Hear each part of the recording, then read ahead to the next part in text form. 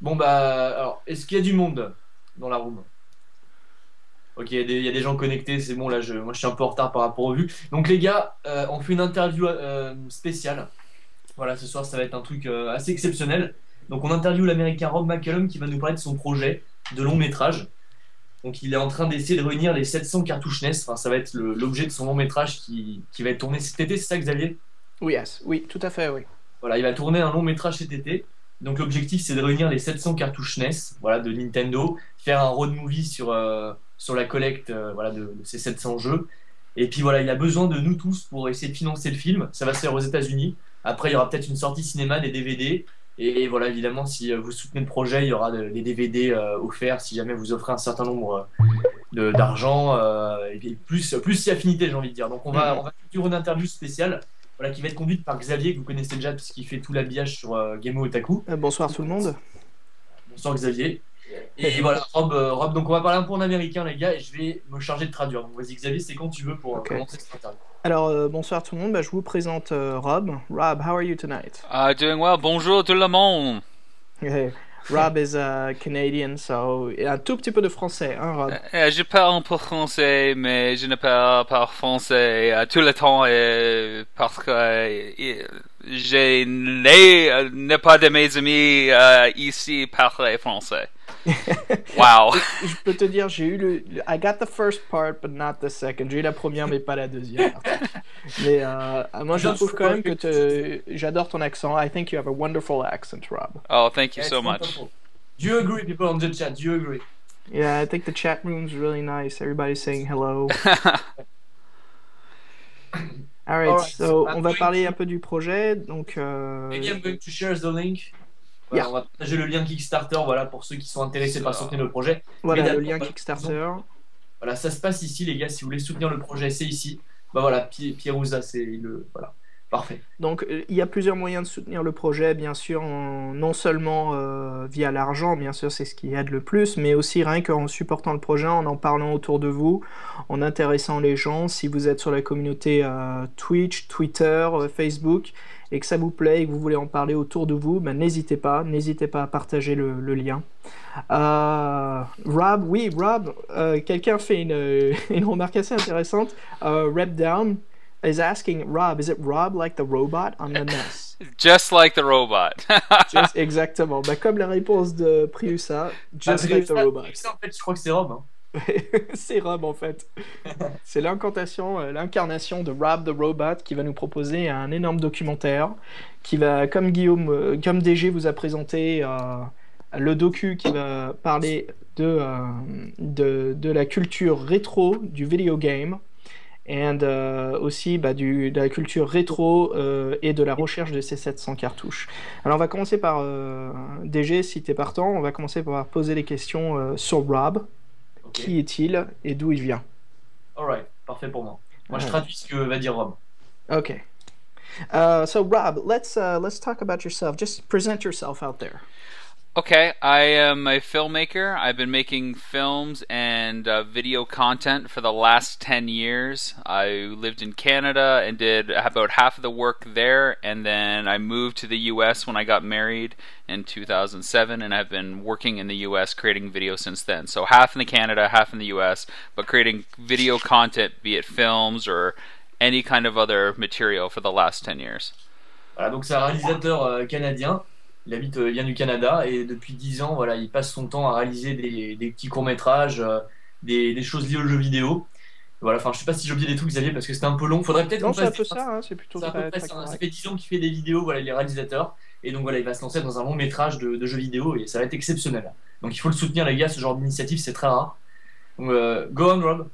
Yeah, Uh, so Rob, like you said, so directing and video games. Could you tell me a little bit about how you grew up? What was this passion, this envy you had to become a director? Donc, je demande à Rob exactement, en grandissant, quelle est cette passion qu'il a justement pour la réalisation? It's really simple. I didn't want to write any more papers in high school, so I asked my teacher if I could do videos and movies instead, and she said yes. So it was a lot easier for me to Nice. to turn on a camera and not have to write stuff down and hand a paper in. And people liked the work I did, so I was hooked from I don't know since I was about 15 years old. Ah, donc voilà, donc quand il avait 15 ans, voilà, au lycée, il en avait marre de devoir écrire ses copies, il en avait marre d'écrire, voilà, de faire des copies, d'écrire avec un stylo. Et du coup, il a demandé à sa prof s'il pouvait plutôt filmer, s'exprimer avec des vidéos pour, voilà, pour répondre à certains sujets, pour faire des dissertations. J'imagine, par exemple, il filmait des Tout à vidéos et fait, apparemment, oui. ça a beaucoup plu à tout le monde. Yeah, that's really an interesting way how you got the freedom with your teacher to go into your passion. Yeah, I and think it's really something cool. C'est quelque chose de vraiment cool comment Rob a pu démarrer comme ça un peu son envie et sa passion pour la réalisation. Now, Rob, l'autre façade, the other way, video games. So, tell us a little bit about you growing up with video games. Donc là, Xavier demande comment Rob a grandi avec les jeux vidéo. I always had video games when I was younger. The NES was my very first system that I had. We all know that there are a lot of titles out there, so it was easy to lose a lot of hours playing video games. I just loved the idea that I was participating in a story and that I was watching it unfold, that I was directly responsible for. It was the same reason I loved the book series called Choose Your Own Adventure. I felt like an active participant in this story world that was, completely dependent upon me. Voilà, donc Rob est tombé dans le jeu vidéo quand il était tout petit. Il a beaucoup aimé d'abord la NES, hein, vraiment, il a grandi avec la NES, donc c'est vraiment sa console de cœur. Et il aimait beaucoup en fait voir l'histoire se développer au fur et à mesure dans un jeu. C'est plus le côté histoire qui l'intéressait. Voilà, la Voilà, façon. comme il fait référence aux livres en France, on les connaît, donc les Choose Your Own Adventure en France, c'est les livres dont vous êtes le héros.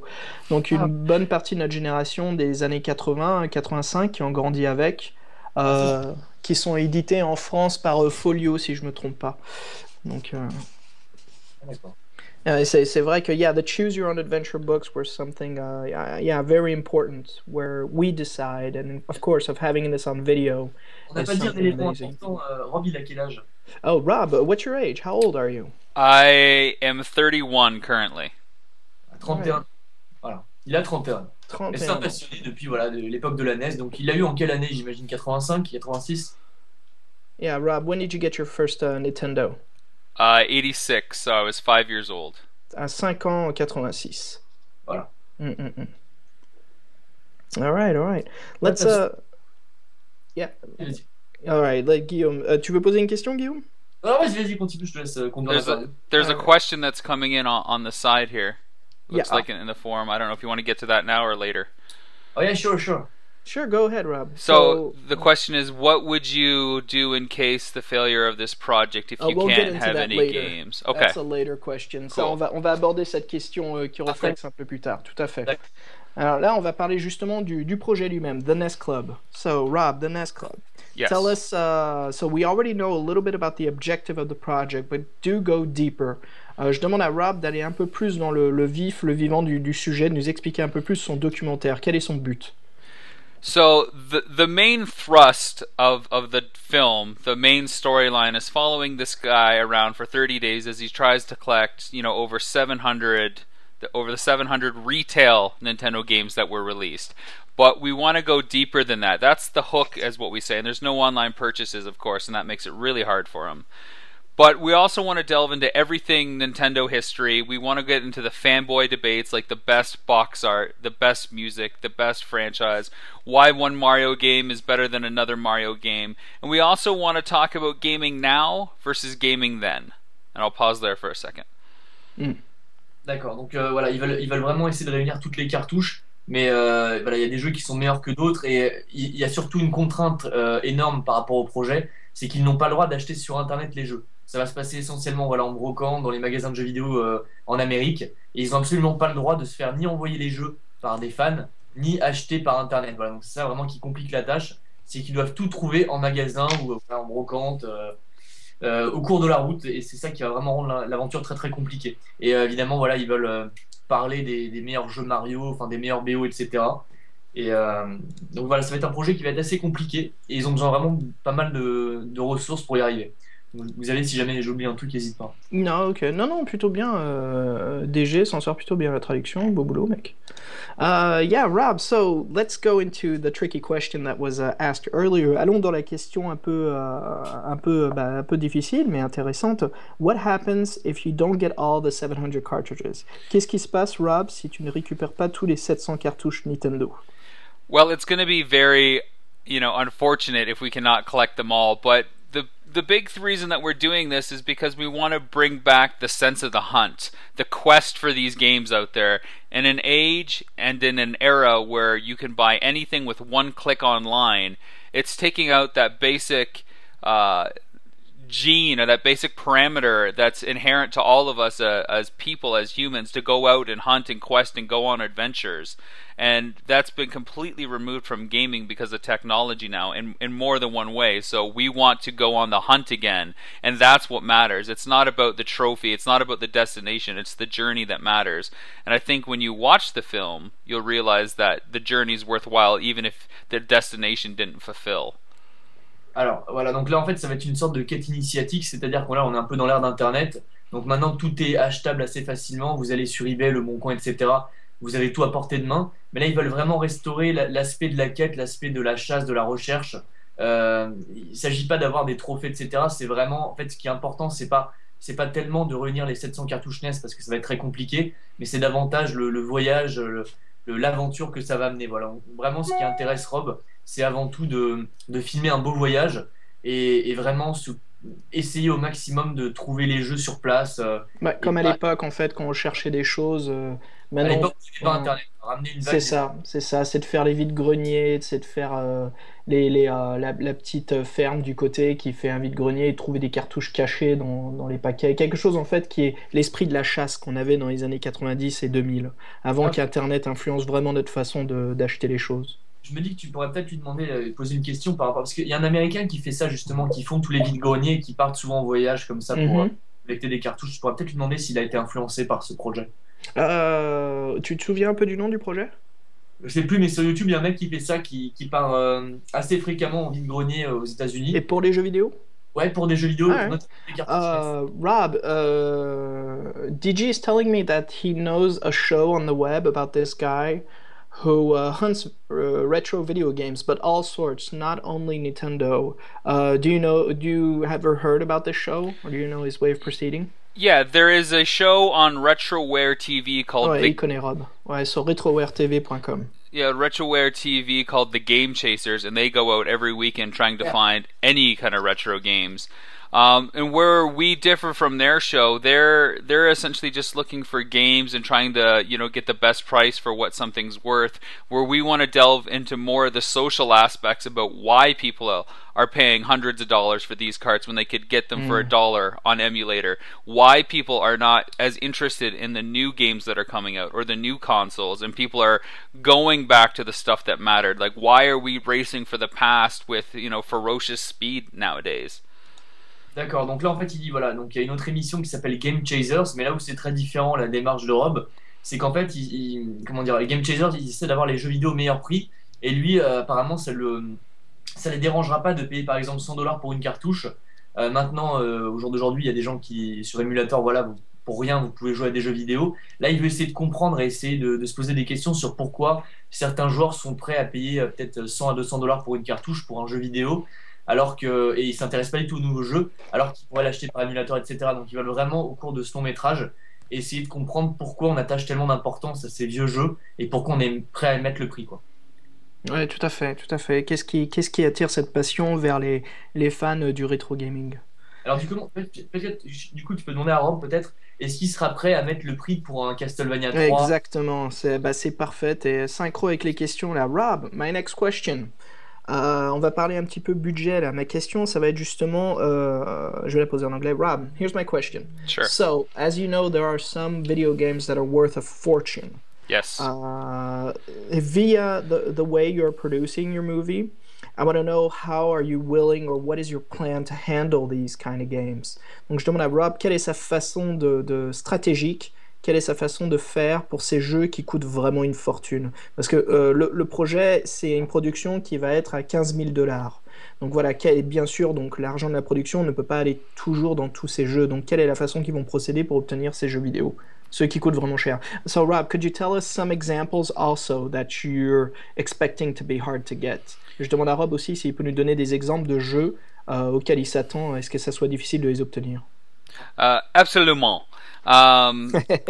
Some of the games out there that are really hard to find are stadium events. You Stadium got events? DuckTales 2, Chippendales Rescue Rangers 2, Little Samson. Those are like there's 20 games that are incredibly hard to find. So when we find them, it's going to be a bit of an event. They're going to get a little bit more of a treatment in the final documentary. We'll take a look at it, we'll delve into the history, and we'll play it for a bit. And one of the interesting things is with the games that cost so much, they're not necessarily the greatest games to play. They just cost so much because of the low production numbers. Yeah, of course. You know, versus something like Mario 3, which is probably like $10, and it's really inflated in price to some people because it's such a known game, but it's like one of the best games on the system, you know? So there's an interesting inverse relationship between the good games and the bad games, but when we find these hidden gems, if you will, we'll definitely want to delve into them more and make a bigger deal out of them. D'accord. Alors là en fait donc il explique que il y a à peu près 20 jeux sur NES qui sont beaucoup plus cotés que les autres, qui sont très chers. Donc quand ils vont les trouver, ça va être une sorte d'événement.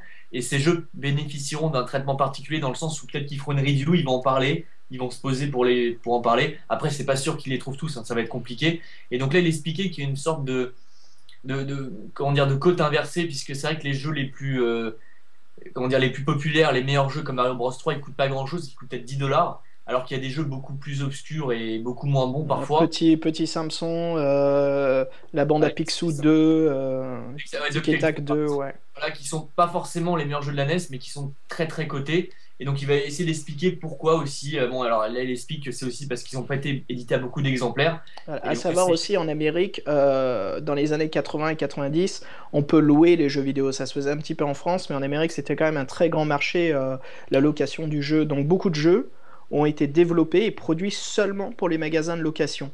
Ah, Et il y a intéressant. un exemple certain, c'est un jeu des pierres à feu, Flintstones. Rob, Flintstones Dinosaur Park, is that it? Dinosaur Peak. Dinosaur Peak, voilà, qui est un jeu qui a été développé en Amérique seulement pour la location de jeux. On ne pouvait pas l'acheter du tout dans une boutique de jeux vidéo. Donc ceux-là, bien sûr, c'est des exemplaires comme les vidéoclubs ici en Amérique, ils n'existent presque plus, hein. Tout se passe via Internet, Netflix ou les équivalents qu'on a en France de VOD. Donc ça, en effet, c'est des jeux qui vont être très difficiles à obtenir. D'accord. Et je voulais savoir aussi par rapport au Kickstarter, est-ce que là il est proche de la somme, parce qu'il reste combien? Il reste All 5-6 right, jours, je let's crois. do a small question on we're doing a little aparté paragraph. Rob, just a quick Kickstarter update. Tell us how many days are left and how much have you had right now? There are 6 days left and counting, and we still need $4,800 more or less. Ok, donc il reste 6 jours pour réunir. How much was it? How much money? 1800 $. 4 800 $. Donc c'est l'équivalent, on va dire, de peut-être 3500 euros, si je me trompe pas, 3300. Les gars, en partie, ceux qui êtes là sur le chat ce soir, c'est très important. Donc il reste 6 jours, 4800 $. Donc bah, pour ceux qui veulent, moi je vais refaire un don, j'ai déjà donné 20 euros. Voilà. Mais c'est vraiment un projet vraiment d'envergure parce que voilà, c'est encore une fois, c'est un long métrage. C'est le genre d'initiative qui arrive jamais et ça va déboucher sur un beau projet. Peut-être que ça sera un long métrage, on peut rêver au cinéma. En tout cas, ça Exactement. sera un DVD. Ça va être vachement intéressant parce que voilà, ça va être un road movie, un vrai road trip. Et voilà, ils vont retester des vieux jeux, ça serait une quête, un voyage, des Alors, trésors. Et puis faut vraiment soutenir à fond ce projet. Ça arrive jamais, ce genre de truc. C'est super important. Alors, pour parler, comme ici, on est pour la France, le système français, donc le Kickstarter marche pour la France, pour ceux qui souhaitent et qui veulent contribuer ne serait-ce qu'un euro, parce que vous pouvez, le minimum c'est 1 euro jusqu'à... De toute façon, quand vous allez sur la page du Kickstarter, vous allez voir qu'il y a une échelle sur le côté. Et si vous mettez une certaine somme, il y a des choses à gagner. C'est des posters, de pouvoir discuter avec Rob sur Skype, de pouvoir participer à être producteur reconnu dans la liste d'IMDb. Enfin, plusieurs choses. Donc, tout dépend de ce que vous voulez mettre et ce que ne serait-ce, comme j'ai expliqué et comme on l'a dit avec DG, rien que serait-ce votre participation de partager le lien du film et d'en parler sur Twitter, c'est déjà quelque chose d'énorme pour le projet. Alors pour revenir sur le système de paiement, petite parenthèse, on fait très rapidement. Pour ceux qui souhaitent payer, il suffit de vous abonner à Kickstarter et après le paiement se fait via Amazon. Donc c'est transféré des euros et les euros sont tout de suite convertis en dollars pour le projet. Donc c'est vraiment un truc très rapidement. Si vous avez l'habitude d'utiliser les systèmes Amazon France et PayPal, vous allez voir, c'est très très très très simple. Voilà, salut Niptok, très important, salut à tous en fait, salut à tous ceux qui sont arrivés. Donc, oui, bonsoir tout le monde. On fait un petit topo sur quoi on parle, parce que j'ai vu qu'il y a plusieurs personnes qui demandent... juste un truc, c'est que voilà, il vous faut un compte Amazon, mais c'est très très rapide à faire. Et après, vous cliquez ça à votre compte bancaire, à votre carte bleue, et c'est vraiment très très rapide. C'est très très sécurisé, ouais. Il n'y a aucun problème avec ça. Vas-y, fais un petit topo pour ceux qui viennent d'arriver. Alors, bonsoir tout le monde. Alors, le topo ce soir, nous sommes en live avec Rob. Hello Rob, how are you? Oh. We're doing a little small introduction for those who just arrived. Bonjour, ça va, toutes les autres personnes.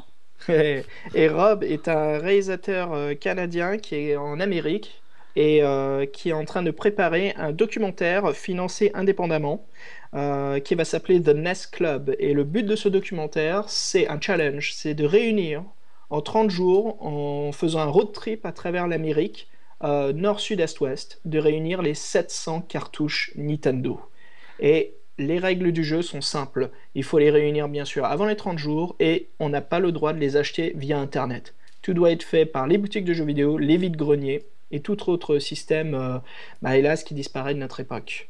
Donc voilà comment faire. Bien sûr, s'ils ne réunissent pas les 700 cartouches, ce n'est pas grave, l'aventure sera quand même racontée à travers ce documentaire qui vous montrera le monde et l'univers du rétro gaming, la passion des gens et pourquoi cet amour. Darksing, ça intéresse, voilà, vous pourrez être producteur du film, avoir votre nom sur MDB, c'est quand même pas mal. Exactement, et c'est reconnu, c'est reconnu. J'imagine qu'on aura notre nom aussi dans les crédits du film à la fin. Mais tout à fait, vous avez votre nom dans les crédits. Pour ceux qui souhaitent vraiment devenir producteurs, il faut savoir que sur IMDb, ce sont des choses officielles. Ce n'est pas simplement votre nom. Vous êtes reconnu comme producteur parce que vous avez financé une quantité d'argent assez énorme. Donc oui, tout est... rien n'est, comment dire, minime. Tout est très important. Est-ce qu'il y aura des sous-titres français ou un doublage? Est-ce qu'il y aura des doublages? Alors, Rob, small question on the group because people are getting really interested money-wise. Sure. What about the French version? Will there be subs? Yeah, and I just answered that as well. French track will probably happen when it's a full-blown release, like when you can pick it up at your, your supermarket or your retailers out there. For the Kickstarter track, the Kickstarter incentives, it's a little doubtful, but I'm not ruling it out yet. It really depends on where our funding is. So if we get more money and we can afford to do subtitles, then we absolutely will, because and addressing another comment that's up there, it said this is maybe perhaps more of an American idea than anything else. And, just my response to that is video games affect the entire world. The games we play as a people say a lot about us, and that's what I want to examine. So that's why it's important to everyone around the world.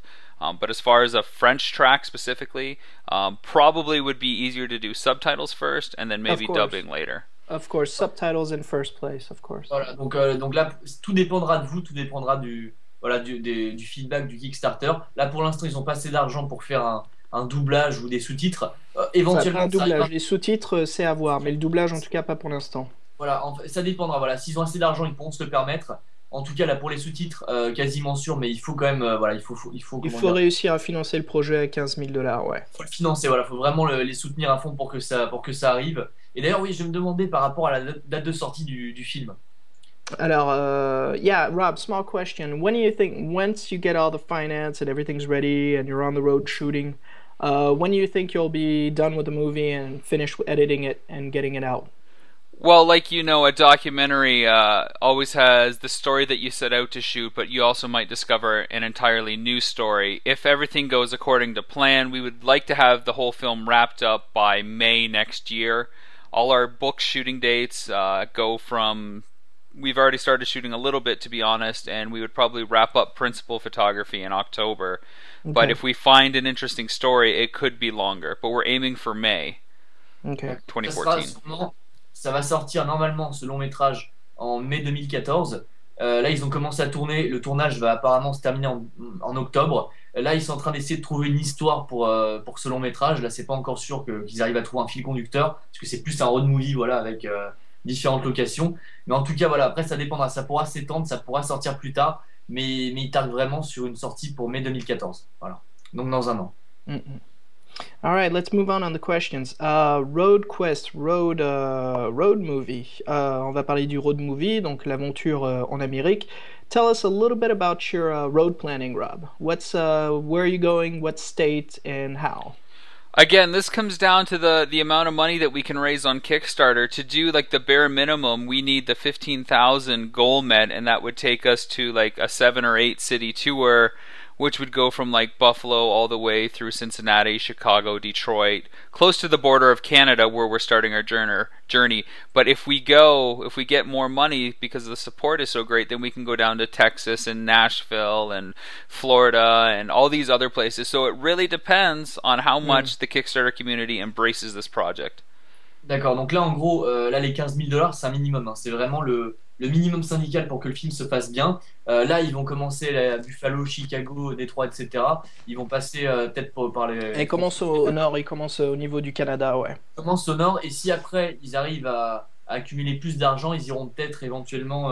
où est-ce qu'il a dit? Il a dit au Texas, voilà, au Texas. Voilà. Tout dépend du budget, bien sûr, qu'ils arrivent à atteindre les 15 000 dollars, voire plus. Chaque dollar aide vraiment, oui, Nashville aussi, voilà, vraiment de faire un joli cercle autour de l'Amérique, de visiter les plus grands États, d'avoir une très belle histoire à raconter. Bah, donc là il reste 6 jours pour les 4800, donc après si ça va au-delà, bah, tant mieux, il pourra aller encore plus loin et Exactement. c'est encore plus passionnant. Mm-mm. All right, Rob. Now let's get into talking about a main character, a main person. We still haven't talked about the documentary. Sure. Là, on va rentrer dans d'autres questions. On va parler de quelqu'un que nous n'avons pas parlé, qui est très important au documentaire, et cette personne s'appelle Jay. Jay is very important. Tell us, who is Jay? What is he going to do in the documentary? And who is he for you? Is he a friend? How long do you know him? Donc voilà, je demande à Rob de nous parler de Jay. Qui est Jay? So Jay is our main focus. He's been my best friend for 30 years, and he's the one responsible for my love of video games. He had the NES a year before me, and I bugged the crap out of my folks to get a console because of him, because of all the hours I spent over there and all that stuff. So it was really an addiction that I blame him for, and now my wife blames him for as well. He's a central focus. He's an average guy with an average job. He's been saving 2 months to do this, but you know, at the same time, he's also the kind of guy who's never really reached for the stars.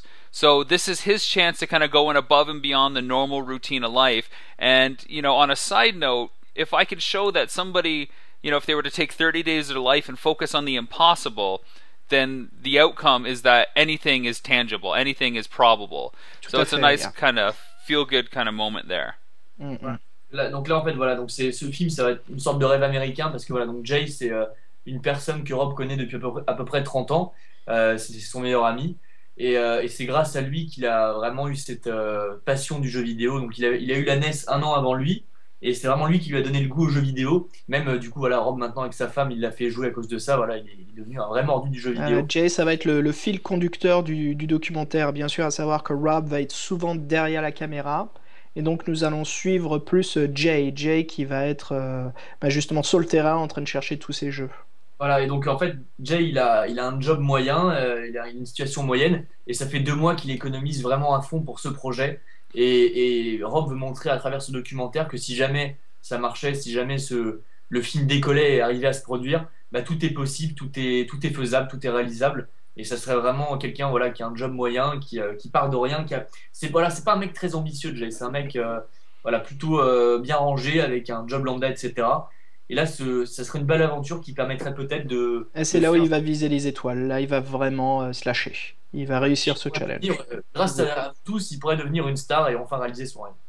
Voilà. Et donc, je vois que la question a été posée plusieurs fois sur le docu, juste pour y répondre. Le fil conducteur, le scénario du documentaire, avant tout, c'est de faire ce road movie et de réunir ces 700 cartouches en un challenge seulement 30 jours. Donc voir la folie, l'euphorie de ces gens coincés dans cette camionnette en train de parcourir l'Amérique en essayant de trouver tous ces jeux avant 30 jours.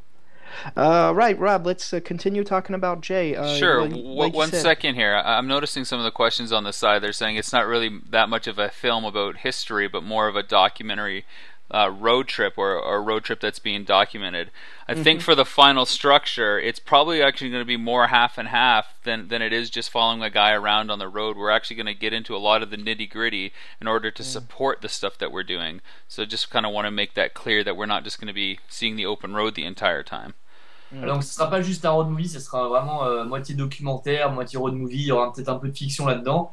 Voilà, ça va pas être juste un road movie plan-plan avec juste un mec qui suit un autre mec avec une caméra. Ça va être plus que ça, quoi. C'est pas que ça va être une question pardon, une fiction en fait DG. En fait, c'est non seulement un road movie qui tente un challenge, mais Ouais. aussi qui va nous parler et développer et raconter la passion qu'ont les gens qui vont rencontrer pour le rétro gaming. Parce que c'est certaines personnes à qui ils vont être confrontés pour acheter des jeux ou juste rencontrer. Il faut savoir que ces gens ont un amour, quelque chose. C'est pas juste des vides-greniers, on se débarrasse.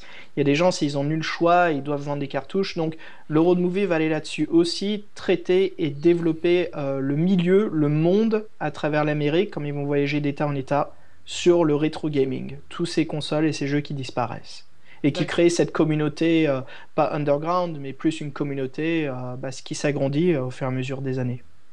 Parfait, très bien. All right, Rob, got it. Let's talk about how is Jay preparing himself? What's his strategy? How is he going to confront the problems? What is he expecting? Donc je demande à Rob de nous raconter un petit peu pour Jay, comment est-ce qu'il va se préparer pour affronter ce challenge de 30 cartouches? Quelle est sa stratégie?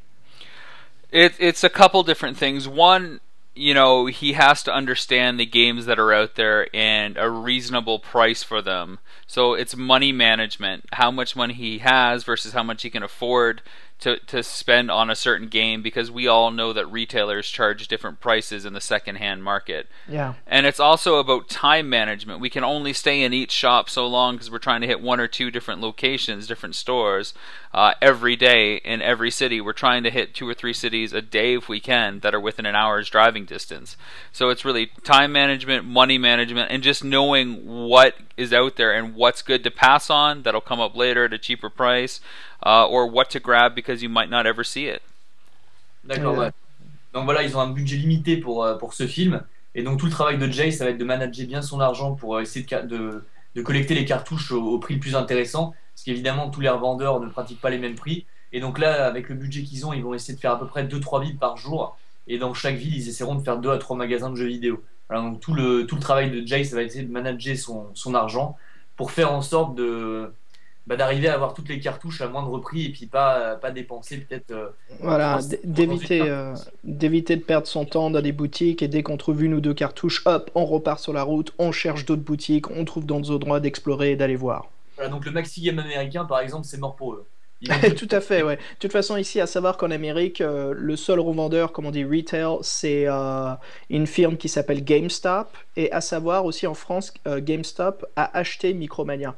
Donc Micromania fait partie de la même firme. Mais ici, il n'y a plus que GameStop. En France, il y a encore quelques revendeurs.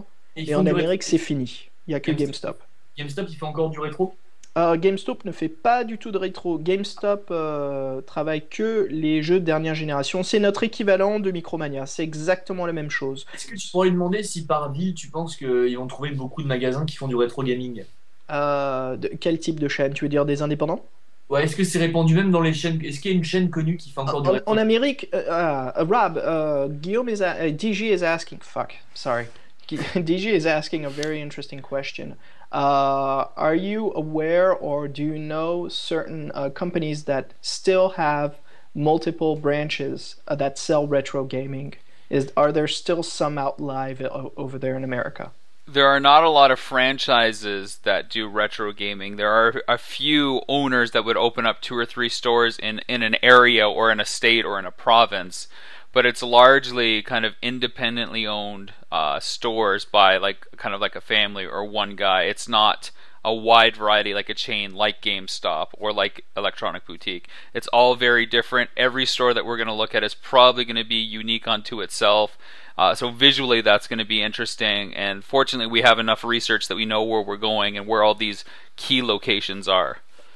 D'accord. Donc en fait, c'est un peu comme en France, hein. Voilà, toutes les chaînes aux États-Unis font plus de rétro, hein. C'est comme ici entre Game, bon, Game n'existe plus, mais Micromania et compagnie. Voilà, il y a vraiment plus de chaînes indépendantes en France, quoi. Tout est. Là, voilà, là c'est pareil aux States. En fait, c'est essentiellement des familles, des indépendants qui tiennent des boutiques de rétro un peu comme ici. Donc voilà, donc là, il faut vraiment qu'ils arrivent à faire un itinéraire et vraiment capter toutes les boutiques qui font encore du rétro, mais il n'y en a plus beaucoup. Il y en a peut-être deux, trois par ville, quoi. Tout à fait, oui. All right, Rob, I see that, yeah, it's going to be a very precise strategy. Ça va être une stratégie très importante de récupérer et trouver tous ces boutiques. Let's move on to now. I want to talk a little bit about you and the video games, Rob. You and Sure. retro gaming. Donc on va avancer un petit peu dans d'autres questions maintenant, Rob et le jeu vidéo. Rob, what is one of your favorite retro games? Rob, quel est l'un de tes jeux préférés rétro? Well, it's an easy one, and it's probably a bit of a cop out. The original Super Mario Brothers. You can't really beat a game for replayability. It's still challenging after all these years, even though everybody knows where all the secret coin boxes are, where the warp zones are. But that first Mario game, it set the standard, and all the Mario games innovated upon the previous entry in the franchise. And everything else just kind of pales in comparison to the Mario games. So that's that original Mario game, Super Mario Brothers, and then DuckTales is another great one from Capcom in the way that it's like a Mega Man but branded with the Disney franchise. I think it's just a Exactly. wonderful blend. Ah, donc voilà, donc son jeu préféré, ça reste Mario Bros, hein, même si tout le monde maintenant le connaît par cœur, l'a fait dans tous les sens. Si on connaît même voilà, les endroits des pièces secrètes, des Warp Zones, etc., c'est vraiment le jeu Mario qui a posé tous les standards, toutes les bases pour les Mario suivants. Donc ça reste vraiment son jeu préféré. Puis il y a également DuckTales qu'il affectionne beaucoup. Donc c'est vraiment ses jeux préférés. Mhm. All right, Rob. Yeah, and the DuckTales, as you know, is getting a remake, a 3D, 2D isometric remake this summer on Xbox Live and PlayStation Network. Yeah, and that's one thing that we really want to talk about in the doc, not to date the film that we're making, but why is everybody so excited about a game that originally came out 25 years ago enough that millions of dollars are spent into this recreation of it? It didn't sell tons of titles when it came out on the NES, but it has such a cult following that so many people are excited for this relaunch that they're hoping all the Disney/Capcom games from the NES days get relaunched like this. So when we are so excited for this, $15 title here in the US, obviously that says something about the games that are new IPs, new intellectual property, versus Exactly. something that we're familiar with, and that's what the doc's about in a nutshell. Why are we so obsessed with games from the past? Interesting. J'ai demandé à Rob s'il savait en fait que certains de vous le savent, hein, c'est que cet été il y aura un remake qui va sortir de la bande à Picsou DuckTales qui était sur Nintendo, donc un jeu Capcom qui a juste repris le même concept des Mega Man mais avec donc la charte graphique Disney de la bande à Picsou.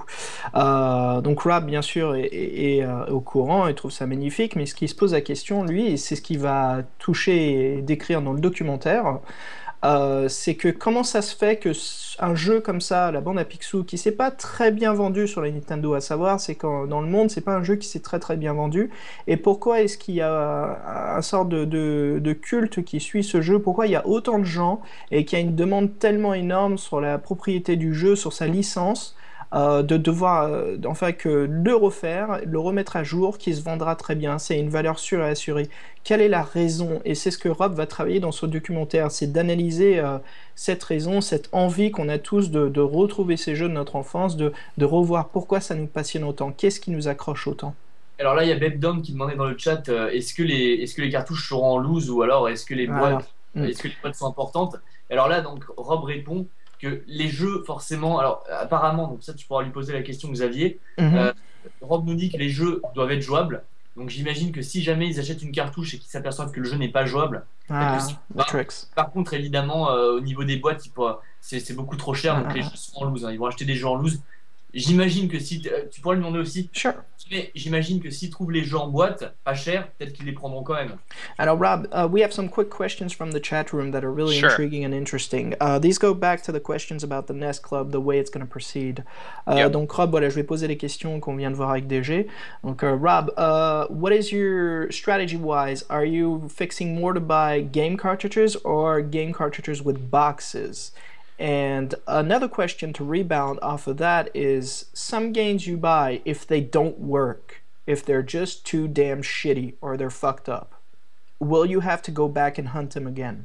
Et demande-lui aussi juste un truc, c'est si jamais il trouve comment dire, un jeu en boîte pas trop cher, au même prix qu'on va dire en loose, est-ce qu'il l'achètera? Okay, and the other question, the third question is more of a space. Yeah, this is going on. Watch out. The third one is space-wise. Are you guys looking to aim, even if they're at the same price, but are you going more for the cartridge or the box with the cartridge, if both of them are at the same price? Okay, so first we're looking for the cartridges first. They have to work, absolutely. We will have a Nintendo console in the vehicle with us, connected to AC power, so we will be able to check everything. Sweet and if it van. does, and if they don't work, we have to go return them, and we still have to find that game again. It's not enough that we found it; it has to work 100%. If a game is the same cost as it is, like a cartridge and a box are the same cost, Jay, being a collector, I'm sure that he would choose the box because he's going to keep all this stuff after. So why wouldn't he want to improve his collection? Of course. And also, yeah, so Did you want to translate that? Yeah, sure. Go ahead. DG, your turn. Go ahead. Donc voilà, donc là il disait donc déjà la condition sine qua non du documentaire, c'est que les jeux doivent marcher. C'est-à-dire que s'ils s'aperçoivent qu'il y a un jeu qui marche pas dans ce qu'ils ont acheté, ils le retournent et il faut qu'ils retrouvent un jeu fonctionnel. Il faut absolument que tous les jeux qu'ils achètent marchent. Et évidemment, voilà, Jay c'est un collectionneur, donc si jamais il trouve un jeu en boîte au même prix qu'un jeu en loose, évidemment il optera pour la boîte. Mais bon, théoriquement, ça va être essentiellement du loose, hein, parce que vu le prix des boîtes, même en Amérique, c'est pareil, c'est Les prix des boîtes sont beaucoup ça plus peut élevés, facilement bien doubler sûr. la cote. Hein. Oula. Et voilà, le but c'est de retrouver quand même au plus vite les cartouches. Et je sais pas si tu as touché le point DG, dis-moi, mais comme disait Rob, il faut absolument que tous les jeux marchent, les jeux qu'ils trouvent. Et ils ont une installation avec un générateur électrique leur voiture qu'ils vont utiliser dans la wagonnette, où ils auront une Nintendo branchée dans la voiture. Et là, ils pourront jouer sur la route et tester les cartouches. Et les cartouches doivent absolument être fonctionnelles pour le documentaire. Excellent. D'accord. Donc c'est vraiment la wagonette NES Power. We're talking about your car, which Yeah. is pretty much the NES Power vehicle. It's Yeah, gonna it's kick some ass. It's the NES Party Wagon, the NES Voilà. Mobile. Voilà, Specific design. la voiture va s'appeler le NES Party Wagon. Donc Party Wagon, on peut traduire en français par la voiture, de la tough Nintendo. Ouais. Rob, do you intend to design the car specifically with some logos or? Est-ce que Rob, est-ce que tu vas designer la façade de la camionnette, la voiture?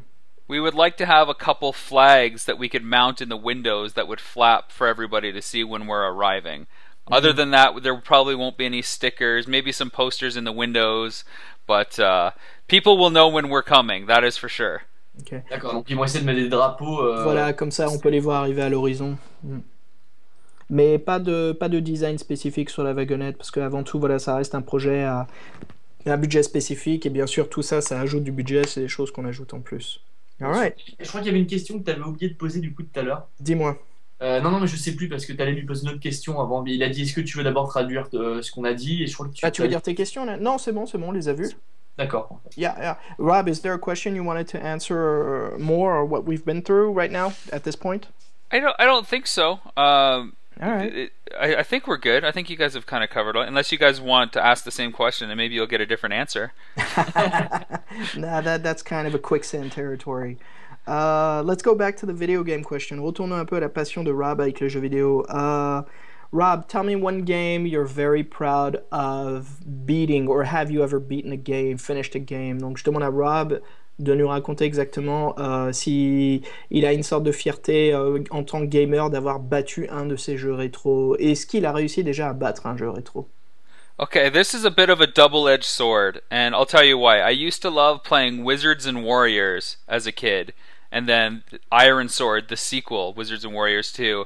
And those are two games that I beat, but those are games that I pick up now and I play, and I'm completely lost. I have no idea how I beat them before. You've They are lost your confused. youth. They're confusing as fuck. I just don't get it. Donc là, ouais, il y a deux jeux qu'il a eu beaucoup de mal à finir quand il était petit. Donc c'était Wizard and Warriors, le 1 et le 2. Et là, quand il les rebranche, il sait absolument pas comment il a réussi à les finir à l'époque parce qu'il est perdu dans le jeu. Voilà, et ben, quand il était plus jeune, en fait, quand il était plus jeune, il les avait anéantis, ces jeux. Il les maîtrisait complètement. Et en fait, maintenant, en jouant à son âge, bah, il se rend compte qu'il arrive même pas à passer le premier niveau, quoi. Les jeux sont tellement difficiles, hein. Avec les joints, ça. Mm. So, the worst of the worst, Rob. The shittiest of the shittiest. Je pense que le public français a compris tout de suite par shitty. Le jeu le plus horrible, le pire que tu aies joué rétro. What's the worst game you've ever played? And you keep a fun souvenir of it today. Donc quel jeu, le jeu le plus horrible que tu aies jamais joué, mais tu gardes un bon souvenir d'avoir joué à ce jeu. My NES collection is really obscure. I don't have a lot of the marquee titles. I have a lot of the B level entries. I have games like Stealth ATF, Codename Vipers, probably a little bit more marquee. I have a game called Werewolf: The Last Warrior and Dragon Scroll.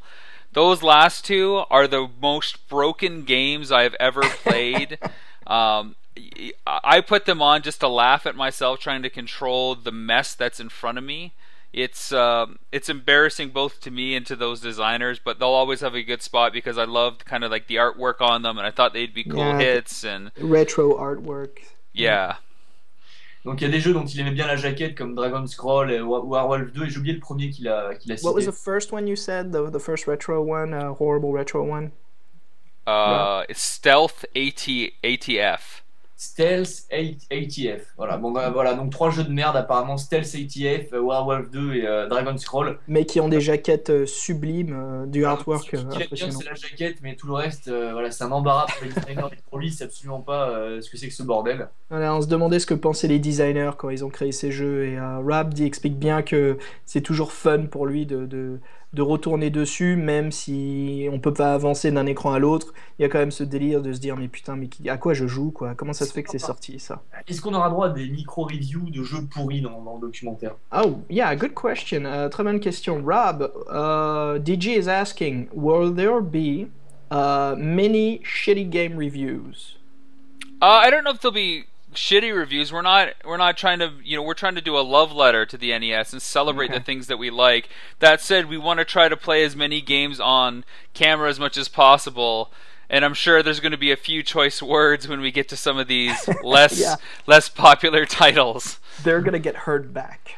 Ah, donc il y a une sorte de lettre d'amour à Nintendo dans ce documentaire. Donc il ne s'agira pas de tester des vieilles bouses, mais vraiment d'abord de mettre en valeur la console.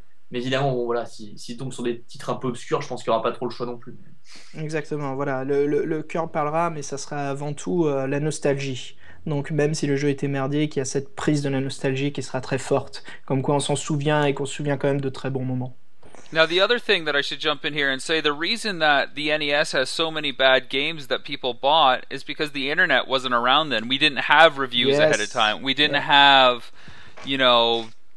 video reviews, or it wasn't really until Nintendo Power and all that stuff came out later that we became more conscious and aware. And all the games now that we buy, we have a really good understanding of how they look and how they play, and they're almost guaranteed yes or no.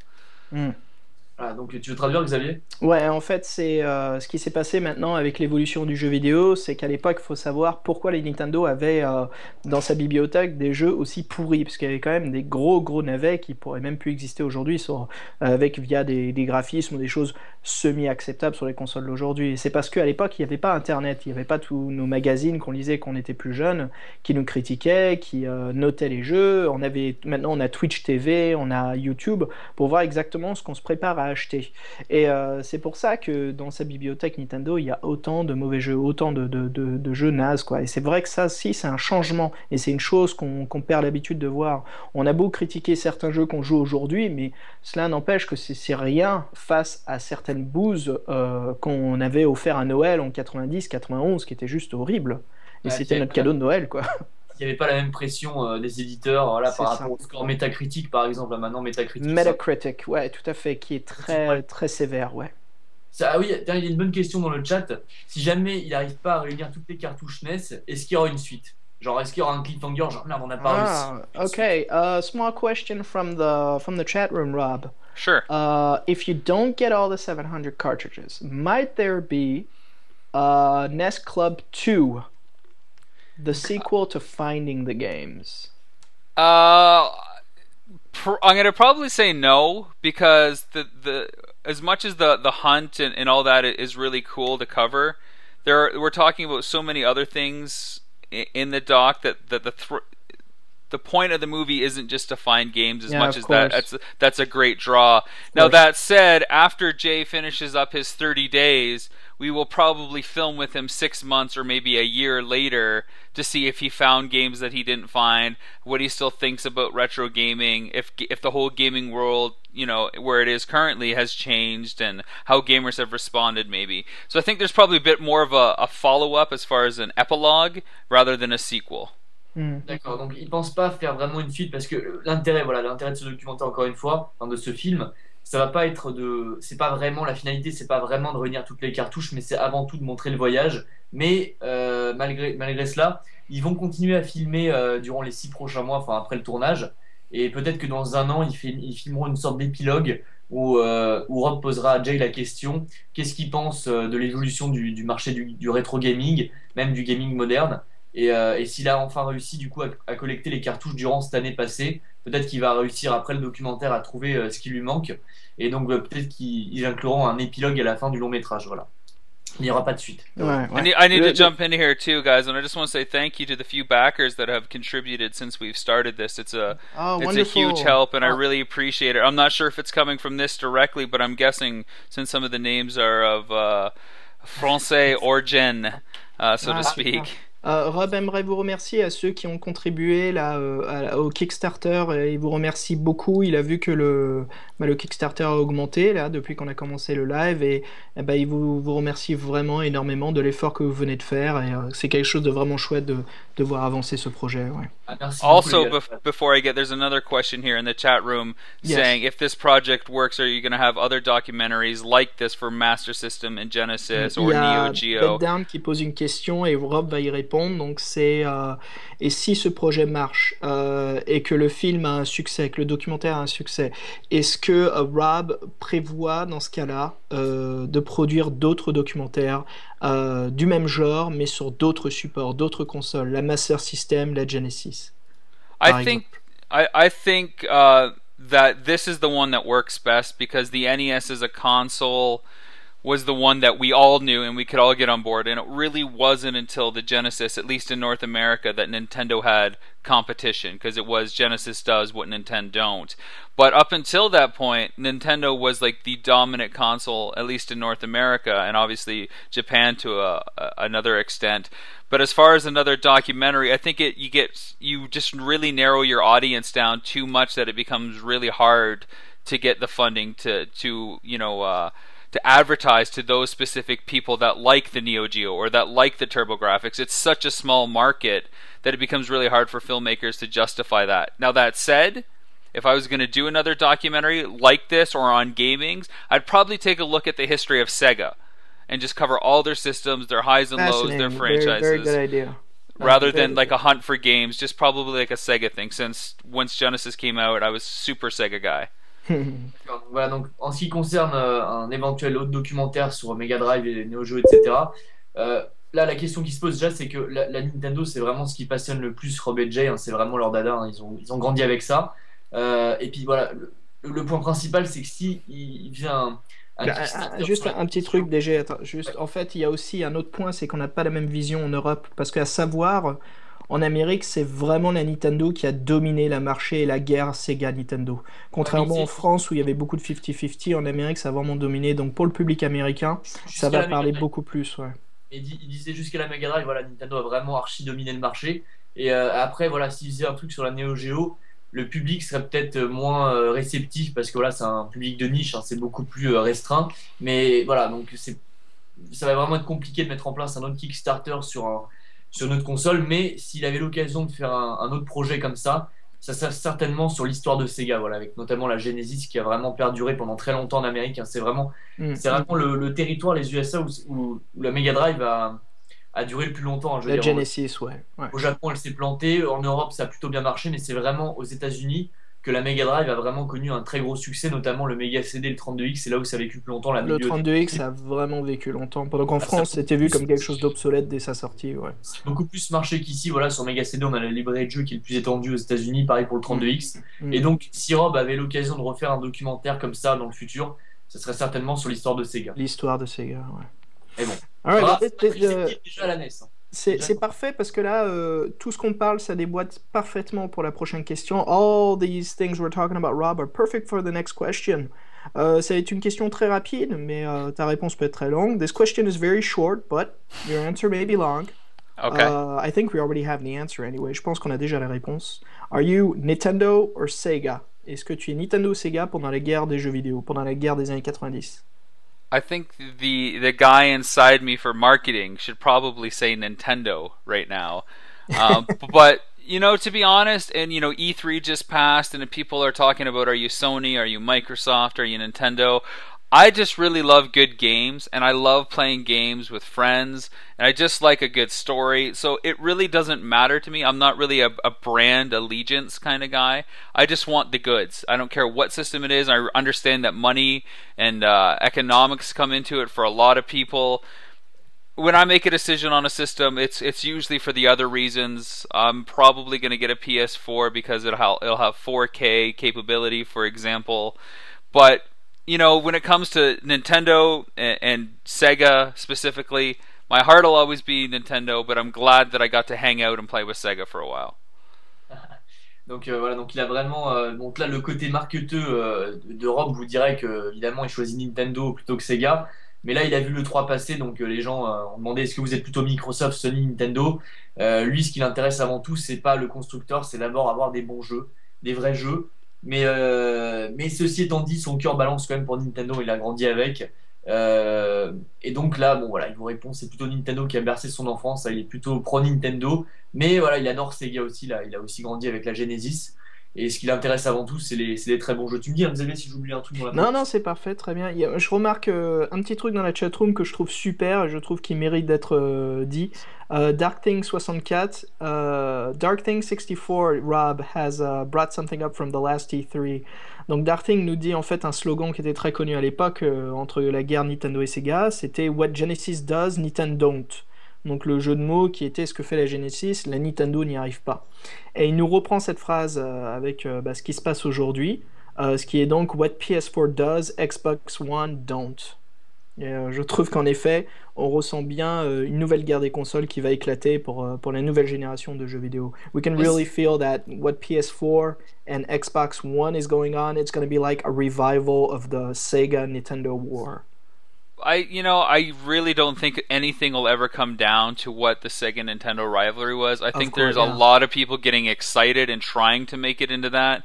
We're in an era of internet now where everything is out there instantly. Everybody saw the press conferences and everybody heard the blunders. So it's only getting magnified because people keep saying the same thing over and over and over again. At the end of the day, there's going to be a lot of people that want to buy the Xbox and a lot of people that want to buy the PS4, and they'll be happy. There's people that are only Microsoft guys or only Sony guys, just like there were only Nintendo and Sega guys. And that's okay if that's how you like to play. You're going to put yourself in a position where you're constantly defending yourself anytime you talk to somebody else. So why not just love games in general? Can't we all just get along? Voilà, donc il nous dit que là, ça pourra jamais être aussi énorme qu'à l'époque Sega versus Nintendo. Ils essaient maintenant les constructeurs de refaire un revival de cette guerre de consoles, mais ça sera jamais la même saveur. Maintenant, on est dans l'époque d'Internet. Je veux dire, tout est très rapide. On a l'info instantanément sur Internet. Tout passe très très vite. On n'a même pas le temps de digérer les informations. Maintenant, tout arrive comme ça. Vous avez vu avec le 3, on a 100 informations par jour. On a des paragraphes énormes. À l'époque, il n'y avait pas Internet. On avait nos magazines. On suivait ça avec beaucoup plus de recul, on avait les infos en retard, et puis on avait moins d'argent aussi. Enfin, c'était beaucoup plus compliqué à l'époque, hein. Fallait vraiment faire des choix drastiques. Maintenant, bon, il y a encore des gens qui sont très attachés soit à Sony, soit à Nintendo, soit à Microsoft, mais c'est plus comme avant, c'est plus pareil, il y a beaucoup moins des camps maintenant. Ce que les gens veulent avant tout, c'est des bons jeux, et là Rob nous dit, voilà, est-ce qu'on pourrait pas tous s'entendre et avant tout, voilà, apprécier les jeux. Exactement, apprécier les bons jeux, les bons développeurs qui nous livrent vraiment un produit magnifique. J'ai l'impression d'être Nelson dans le duo Candeloro et Nelson là-dessus. Bah, c'est un peu toi, Nelson aussi. Tu sais, alors, allez. Alors, la dernière question, Rob, I have a final question for you. Sure. Simple one, and do take pleasure to answer it. Petite question rapide, mais je veux que Rob prenne vraiment plaisir à la répondre. Do you still play retro today? Est-ce que tu joues toujours à des jeux rétro aujourd'hui? Do you do you get up at night, turn on your Nintendo to play something when it's quiet? Est-ce que tu te réveilles le soir vers 11h minuit pour allumer ta Nintendo, jouer un petit jeu tranquille? Est-ce que tu joues toujours au rétro? Yes, I do. And that's one of the reasons that I wanted to do this documentary. I found myself wanting to play those games from 25 years ago despite having, a PS3 or a Wii sitting in front of me. It's like, why don't I want to play those games? Why do I want to play these games instead? Why do all my friends feel the same thing? What's going on around us? There's just something magical about the simplicity and the hook of those retro games that is it's infectious. On the surface, some of the things you got to do, whether it's jumping from one point to another or saving the princess in another castle, it's just so simple, but it's so involved that you just can't help but keep doing it over and over and over again. Maybe it's because I feel like I'm masochistic and I like dying or something over and over and torturing myself with these 8-bit games of punishment from 25 years ago. But it just retro is where it's at, and I really believe that we're going to get to the point where we're sick of first-person futuristic shooters that cause blood and mayhem, where we're separated in our own little spaces playing one another, and we're going to get back to an arcade-like environment where it's important that we're next to each other playing Mario Kart, or we're next to each other passing controllers off and taking our turns. That's missing, and that's what made gaming fun. The resurrection of arcades, that would be wonderful. Yes. Je te laisse traduire la dernière question. Oh, tiens. Sorry. Question. Hey, donc, Rob nous explique justement, en effet, on rentre dans une époque où, oui, pour répondre déjà à la base, oui, il joue toujours au rétro. Il s'amuse toujours. Et c'est quand il joue à ces jeux rétro qu'il voit sa Wii U ou son autre console qui est actuelle, qui se dit qu'est-ce qui se passe? Pourquoi est-ce que j'ai plus envie de jouer à ma Nintendo, à un Mega Man 2 ou quelque chose comme ça, que jouer au dernier jeu Wii U? Qu'est-ce qui se passe? Et c'est là où il analyse et il se dit mais c'est fou quand même parce que les jeux qui sortent aujourd'hui, on a beaucoup de jeux qui sont des jeux de simulation FPS de nouvelle guerre, de troisième guerre mondiale, beaucoup de jeux portés beaucoup plus sur la violence, beaucoup de choses, soit ce sont des jeux intéressants, mais c'est vrai qu'on s'est beaucoup éloigné de ce qui était à la base le développement des premiers jeux en masse. Et c'est là où il pense, Rob, qu'au bout d'un moment, c'est clair que la roue, ça va tourner, les choses vont changer, et qu'il va y avoir un revival où on va plus être en train de se battre sur un versus chacun chez soi, mais on va avoir envie de retrouver cette passion, de se retrouver dans le même salon, sur le même canapé, à jouer tous ensemble à des mêmes jeux. Et beaucoup plus, on le fait toujours aujourd'hui, mais à savoir quand même qu'à l'époque, on le faisait 10 fois plus. Ouais, et Rob croit qu'il I'm y sure aura that was all une accurate. direction. I'm going to take your word for it that everything you just said was accurate. Yeah. Are you doubting it or? No, not at all. I heard Mega Man 2 in there, and I don't think I said Mega Man 2, Nah, but the point is made. En fait, Rob me dit tiens, t'as ajouté Mega Man 2. Je suis oui, j'ai ajouté, mais c'est pour symboliser en fait le rétro gaming. I added Mega Man 2 to symbolize retro gaming. Yeah. Did you play Mega Man 2? Absolutely. That was one of those games that I'm embarrassed to say I probably haven't beat because it was so hard, but it's so fucking good at the same time. Bon, it's so good. Mon petit mensonge devient réalité finalement. See, my little lie became truth. Yeah. Donc oui, Rob a bien sûr joué à Mega Man 2 et c'est même l'un de ses préférés. Il a honte car il n'a jamais battu le boss de fin qui était juste trop difficile. Mais Tous pour les revenir jeux Mega Man, sur ce que c'est disait... magnifique. Sans revenir sur ce que disait Rob, en fait, il pense et il croit vraiment qu'il va y avoir un changement et on va retrouver un peu ce genre de résurrection de la salle d'arcade. Alors, bon, moi je suis pas tout à fait sur le même point de vue, mais c'est vrai que la salle d'arcade avait un autre charme et une autre chose qu'on retrouve plus aujourd'hui, en effet. Il aimait bien sauver les princesses dans les châteaux, un gameplay beaucoup plus arcade que maintenant. Alors j'ai une question, Rob, did you beat Ghosts and Goblins? Oh, are you kidding me? Yeah. That game is so ridiculously hard. It's easier to play Super Ghosts and Goblins on the SNES because you get the double jump in the air. I agree. But I mean, Ghosts and Goblins, you get to the end, if you can get to the end, with the knife to kill the last boss, and you realize you got to do the whole thing again. Yeah, It's Did impossible. you beat it 2 times in a row? No, never. I couldn't even get past the 4th level. I am that much of a rookie. As much as I love games and I love doing the stock, I am not a competitive gamer by any means. I finished once Super Ghost and Goblin, just once. I beat the last boss. I played. I was more of a arcade. ghouls and ghosts guys, I should say, too. I played the arcade, and in the arcade I could get to level 2. That's it. Level 2. And the Nintendo, don't get me started on the Nintendo. The most frustrating, beautifulest game ever. Ouais, bah, moi je l'ai fini, mais voilà, donc Rob nous dit que c'est vraiment trop hardcore Ghost and Goblins, parce qu'il a fini une première fois, mais quand vous arrivez à la fin, il faut le refaire une deuxième fois et rebattre le boss avec une arme spécifique, et ça, il n'y est pas arrivé. On a une bonne question des rétro bourrins. What is your best expectations from the video games of the future? What do you expect? I think it's going to mirror the film industry, and the one thing that happened at E3 that got me really excited was all the major consoles are putting a lot of focus on the indie developers and the indie spotlight. That's the part that excites me most, because a lot of the games that indie developers are making are in the retro vein. They get it, and now that Sony, Microsoft, Nintendo see that, those guys are making money, they're trying to get a piece of that pie too, because these are quick, casual games.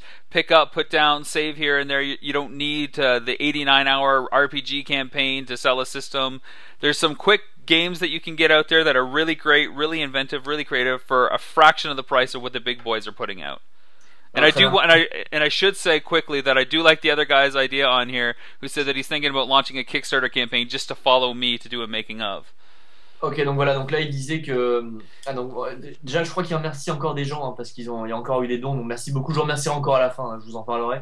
Mais là, donc il disait que pour lui, l'avenir des jeux vidéo, ce qu'il affectionne beaucoup, c'est toute la scène indépendante.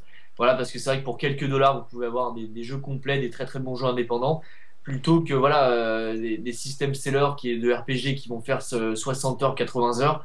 Lui, il est très content de voir qu'il y a une grosse scène indépendante et que Sony et Microsoft ont enfin compris qu'il y a vraiment un public pour ça, voilà, donc tous les Super Meat Boy, Fez, etc. Donc il est friand de ces jeux-là, et pour lui c'est vraiment ça l'avenir du jeu vidéo, c'est avant tout les jeux indépendants, il est vraiment très acheteur de ce genre de jeu. Et ouais, what did you think of, I don't know if you saw the last trailer of Metal Gear Solid V? À savoir, the thing, Rob, DG is a big fan of Metal Gear, so yeah, very important. So I probably shouldn't speak ill of Metal Gear at this point. Oh no, Rob apparemment part plutôt sur un ton négatif en parlant de Metal Gear. Donc je pense que DG est parti pour une conversation d'au moins 3-4 heures là. Ça sent le débat, je sonne la cloche de boxing là. Ding ding ding. Yeah, I have to admit I haven't played Metal Gear in some time. I had to make the choice early on whether I was going to go into filmmaking or play a lot of games, and I chose filmmaking. So there's a lot of franchises that I fell out in touch with. Resident Evil would be another one that I stopped playing. Same with Castlevania. These are franchises that I look forward to rediscovering once they're deemed more retro, I suppose. But I do like Metal Gear. It has a great reputation. There are some. I think Kiefer Sutherland was announced as the new voice or something like that. I think that's the last I heard. Kiefer Sutherland is taking over David Hayter, and that was a bit of a bummer because David Hayter was so good as Snake. He was very good, yeah. Yeah. It was the best, and Kojima replaced him by a great actor, voice actor. So it's a bit of a disappointment for the real Metal Gear fans, but. Ouais, et c'est ça en fait ce qui intéresse Rob avant tout là, c'est de revoir tous ces jeux qui sont des enseignes d'avant, hein, comme les Castlevania et les Metal Gear aussi qui datent, et c'est de voir justement qu'est-ce que vont amener les développeurs, les producteurs, les créateurs, les directeurs artistiques de nouveau dans ces jeux. Donc une attente vraiment très intéressée par ce que va nous livrer ces nouveaux produits qui sont en fait des symboles du rétro gaming. Oh yeah, interesting question, Rob. Have you played Snatcher on the Sega CD? Ah, Snatcher, yes. No, I haven't. I never had a Sega CD. Oh, right. That I guess hurts. it was a bit too obscure or expensive. It's more, it worked more. Snatcher a beaucoup marché en Europe, hein, contrairement à l'Amérique. Snatcher was a big game in Europe, but very small in America. It's a Hideo Kojima game, which is like a mix of his world and Blade Runner. Okay, very cool. I definitely would love to check it out. The Yeah. Sega CD performed exceptionally poorly in America. We Yeah, there was had almost like none of Eco them. the Dolphin, Sonic CD, and maybe one other title that would come to mind if I gave it some real thought. But there was not a lot of traction for it. And by the time they released the second edition of Sega CD, the Saturn was right around the corner for that disastrous launch, unfortunately. I'm a huge fan That's of the Saturn. My favorite game is Daytona on that Oh, platform. voilà, il est grand fan de la Saturn, il a adoré Daytona. But Rob, you know, it's surprising because the Sega CD didn't do well at all in Europe and worse in Japan. And it said a lot that on Wikipedia and Google, on the internet, people are saying that the Sega CD was kind of big in America. Well, it was the biggest country for its platform. So it's a bit of a surprise that I it think that's did because they're just marketing is bigger in America. Je dirais que la Sega CD c'est mieux vendu à l'Amérique à cause du marketing. Il y a quand même plus d'Américains en Amérique que de Français en France, tu vois ce que je veux dire? yeah, but Rob, Peut-être en chiffres ça s'est mieux vendu, ouais. The problem with Sega in America was they had Genesis, and then the Genesis 2 model came out, and then Sega CD came out, then 32X came out, and then the Yeah. Saturn came out. So it was like almost every year to 18 months there was a new product, and it was Yeah. incredibly confusing for people. It looks like Also, the Sega in America has become Frankenstein. La console est devenue Frankenstein. yeah, but it was exactly the same problem in France, but I thought that it worked better in America. So okay, so it was exactly the same as in France. Yeah, just a bigger population, you know. So Yeah. still a disaster, just more people disappointed. Ah, donc il dit que c'était le méga CD, c'était autant planté en Amérique qu'en Europe, mais c'est juste qu'il y a eu plus de monde. Mais voilà, c'était encore un plus gros désastre parce qu'il y avait encore plus de monde et il y avait voilà une nouvelle nouveauté Sega tous les mois. Il y avait le 32X, le méga CD, ensuite la Saturn et voilà, Sega s'est complètement planté partout en fait avec ce système. All right. Well, Rob, thank you very much for your time and for telling us about the project. Je remercie Rob beaucoup de son temps pour l'interview et de nous avoir raconté et expliqué le projet, The Nest Club. Thank you so much for having me. I really appreciate this opportunity to talk to people, especially in France. I mean, I'm landlocked here in Las Vegas and in America, even away from my countrymen in Canada. So it's really nice that I can talk to people from other nations. And I'm sure it's strange for everybody in France to hear that an American kind of resident loves people from France and loves the French and loves the French language. So, but it's a great pleasure for me to converse with everybody right now, and I really appreciate the questions, the support, and guys, this documentary can only get made with your help. So please, a few dollars will go a long way. Thank you very much because it's very exotic for us to have you tonight with us. It's a very refreshing to have a great project like this in America. So we are all pleased to help you out. Donc voilà, donc Rob vous remercie tous. Voilà, donc lui il habite à Las Vegas, donc il est un peu loin de son pays natal au Canada. Il est très content de partager avec vous l'aventure, voilà, avec des Français et très content de votre support, voilà, de votre aide. Et le moindre dollar, voilà, le moindre euro peut vraiment aider ce projet. Il faut vraiment l'aider parce que Tout à fait, ouais. On On va est être à lui. très proche du but et Rob, voilà, vous remercie énormément à ceux qui ont donné. Il est vraiment content, comme disait DG, de pouvoir parler de ce projet à la France. C'est un pays, contrairement à la caricature des Américains qui n'aiment pas la France, lui c'est vraiment une passion et un amour qu'il a pour la France et le public français. Il est vraiment content d'avoir pu prendre, d'avoir fait l'interview et d'avoir été avec vous via Padawam en live sur Twitch TV. Donc n'hésitez pas, DG, si tu peux rebalancer le lien Kickstarter pour ceux qui veulent contribuer, allez-y. Je remets le lien, donc c'est très. De toute façon, je vais rester un peu avec vous encore, ne vous inquiétez pas, le live n'est pas fini, hein, loin de là. Voilà, donc là c'est le lien Kickstarter pour le projet, le Nest Club. Il reste plus que 6 jours avant la fin, 4800 $ à réunir, peut-être plus encore, ça sera encore mieux. Donc voilà, chaque euro important, si vous pouvez faire un don, c'est vraiment génial et je vous remercie vraiment tous de votre aide, c'est vraiment énorme. Vraiment, ça va être un gros projet et j'espère que Rob va s'en sortir. Hein. Rob et Jay, il faut vraiment qu'ils y arrivent. Ils nous fassent un beau road trip. Hein. Yeah, DG is really wishing you that you get all the support, that you get financially everything well for your documentary, and you and Jay get all the support you need to get this project on the road, that you really get everything fine to get a great launch. Thank you so much. I really appreciate it. Thank you, Rob. Thanks. Best of luck for the future. Absolutely. And maybe we can do a follow-up once the film's done and we can talk about what people thought. Oh yeah, sure. That would be amazing. That would be awesome. Alright, bah merci, merci DG, hein. Merci, c'était super là avec Rob. Merci d'avoir rendu l'interview, d'avoir préparé les questions, elles étaient vraiment excellentes, hein. Vraiment, on en a beaucoup appris sur le projet. Bah, toi, t'as fait un super boulot sur la traduction. Moi, je t'admets qu'entre le français et l'anglais, j'ai peut-être eu la langue qui a fait quelques nœuds entre les mélanges, mais toujours un plaisir. Très bonne expression orale anglaise, hein, c'est impressionnant. Thanks a lot. Bah écoute, moi je vais vous souhaiter à tous par contre bonne soirée. Ce soir je pars voir Man of Steel au cinéma. Ah putain, il est déjà sorti là-bas. Ouais, Rob has already seen Man of Steel. I'm going tonight. Donc Rob l'a déjà vu et moi j'y vais ce soir. Et on spoil pas, on dit rien, on garde le plaisir pour le public français. Rob, a quick preview. What did you think of Man of Steel, the new super? Do you have high expectations for the film? Voilà, Rob demande si nous avons de hautes attentes. Yeah. Definitely, because I kind of really liked the last Batman movie, you know, The Dark Knight Rises, and I'm kind of expecting the same quality, you know. It may disappoint you. Oh, really? Have you seen Superman Returns? Yes. Are you a fan of the Richard Donner movies, the original Superman with Christopher Reeves? Yes, I really like the Richard Donner movies a lot. I would still say that they're classic and they hold up today. Superman Returns was a bit of a letdown, of course.